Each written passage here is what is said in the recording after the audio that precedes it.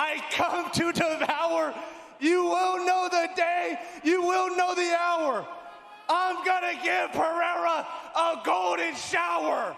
I'm not just gonna win, I'm gonna piss on him. I'm gonna shama on your mama. This guy's the baddest man on the planet. Look how I speak to him. Like my dog, like my you. Então, What you gonna do? Então, Potter, vou traduzir o He ain't gonna do. No meio de todo mundo, ele quer aparecer. Por que ele não fez nada lá? You know, I have nothing to say about this guy. Listen, we were giving an interview earlier today. This guy just goes right by me, starts saying things. I looked at him in his eye and I said, Shama. Well, why didn't he do anything when I was there? He says, Shama. He speaks English. He doesn't need me to. He speaks English. He says, Shama. Hey, you Ele falou Shama, você fala inglês. You.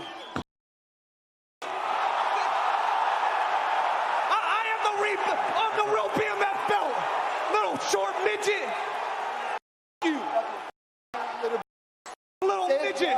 Come up to a real weight class. I'll give it to anybody. I don't give a Algum comentário? Hey, you have your boyfriend speaking for you? Tá deixando o Ilia falar por você? É isso?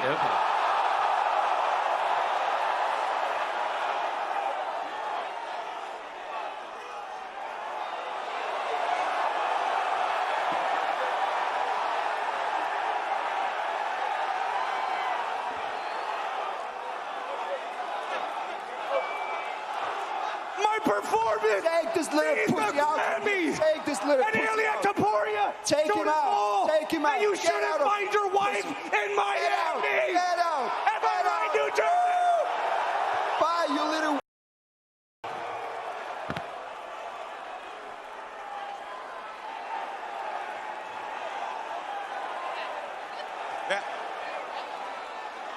All right, thanks for coming out early for this one. We'll get this stuff out of here and do face-offs. Ilia Gamarjoba.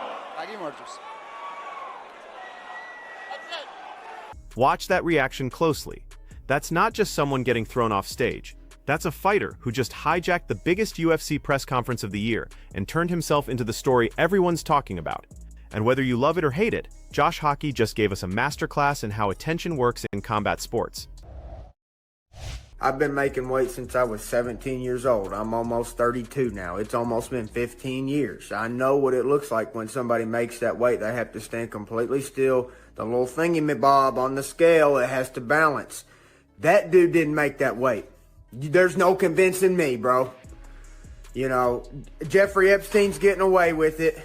Aliens are going to take over the country, and now Chimaev makes weight. Yeah, it's all bullshit, dude. That is not what it looks like when somebody... They can't keep getting away with it, dude. They literally, I'm so upset. They can't keep getting away with it. Khamzat Chimaev very, very clearly missed weight today at the UFC 328 weigh-ins, and the UFC gifted him this. They did the same thing to Khabib Nurmagomedov at UFC 254. They allowed him to still make weight despite being way overweight for his fight with Justin Gaethje. But yet Charles Oliveira had the belt taken off of him in this exact same scenario. I am tired of the Dagestani privilege, the Chechen privilege, the Kadyrov privilege, whatever it is. I'm pissed about it. I'm tired. Now here's the interesting thing. Watch Khamzat weigh in, right? He steps on the scale. You see the commission head here. That bar pops immediately, settles, and starts to rise again. We hear 185. 185, is it still rising? That's not how a weigh-in is supposed to be conducted. They need to have him still on the scale and have it stay for at least a second or two. It goes up, it pops, and then it comes back down, starts rising, and the commission head yells 185.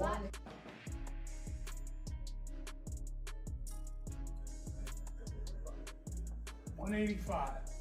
185, the official weight for Khamzat Chimaev. From this angle, you can very clearly see as Chimaev steps on the scale, it goes up and then back down as it usually does as it tries to determine the weight. And then as the official reads out 185, the scale is very clearly still going up, which means he missed weight. Bryce Mitchell is calling it a conspiracy. He's saying the scale was rigged, that Khamzat Chimaev got special treatment, that the whole system is corrupt. And you know what? He's not completely wrong to be suspicious. Because when you look at what happened during that weigh-in, the commission did move faster than usual. The scale was still bouncing when they called it official at 185 pounds. Of it, and he doesn't get the same treatment as Khamzat Chimaev, and he's getting favourable treatment. Look, listen, the guy stepped on the scale. I've seen a few videos online. The thing kind of bounces up and down a little bit, but these are experienced guys, the commission. They know if it's going to settle. And yeah, okay, they could have made him wait a little bit longer, but as I said, these guys are experienced. He kind of was moving a little bit, then started to slow down. It was going to settle in the middle. It was going to say 185 pounds, so he just went, okay, yeah, he's good. Now here's what Bryce isn't mentioning. This isn't the first time Chimaev has had weight issues. October 2022, UFC 279. Chimaev was supposed to fight Nate Diaz at 170 pounds. He missed weight by 7.5 pounds. Not a little bit, 7.5 pounds. The entire card had to be reshuffled the day before the event. Chimaev stepped in, fought Kevin Holland instead at 180 pounds, and the UFC had to scramble to save the pay-per-view. So when Bryce says Chimaev gets special treatment, there's actually a pattern here. The question is whether that pattern represents favoritism or just the reality of dealing with a fighter who struggles to make weight but brings massive star power. And it wasn't too long ago that Khabib missed weight all the way back in Abu Dhabi. Excuse me, that scale's going up, buddy. What are we shaking our head at? Hello? That motherfucker's moving. What are we saying? How did you know, dude? This is the same thing. No commission head is supposed to watch that thing moving with no stopping straight to the top and go, yeah, no, that's it. He made it. What's the lesson here? Is controversy worth it for fighters trying to build their careers? The answer is, it depends entirely on whether you can win. McGregor could say whatever he wanted because he kept winning. Covington said whatever he wanted, but never won the big one, and now his career is stuck. Strickland says whatever he wants and has won a championship, but the organization still seems uncomfortable with him as a representative of the brand. Haka is betting that he can be the next McGregor, that he can say outrageous things, generate massive attention, and then deliver in the octagon in a way that makes all the controversy worth it. But he's also risking becoming the next Covington.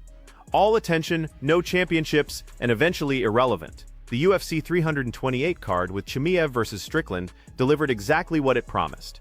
Chaos, controversy, and a fight that people genuinely cared about. The Freedom 250 card is building towards something similar, but with higher stakes and more prestige attached. And somewhere in the middle of all this is Josh Hokit, who just made himself the story, whether the UFC wanted him to be or not. June 14th at the White House, we'll find out if that was a brilliant career move or a catastrophic miscalculation. Because in combat sports, you can talk your way into opportunities, but you can only keep those opportunities if you win. So here's the question. Do you think Josh Hokit is the next big star who's just promoting himself the only way he knows how? Or is he a clown who disrespected a historic event and is about to get knocked out by Derek Lewis? Drop your prediction in the comments because this fight just became way more interesting than it had any right to be.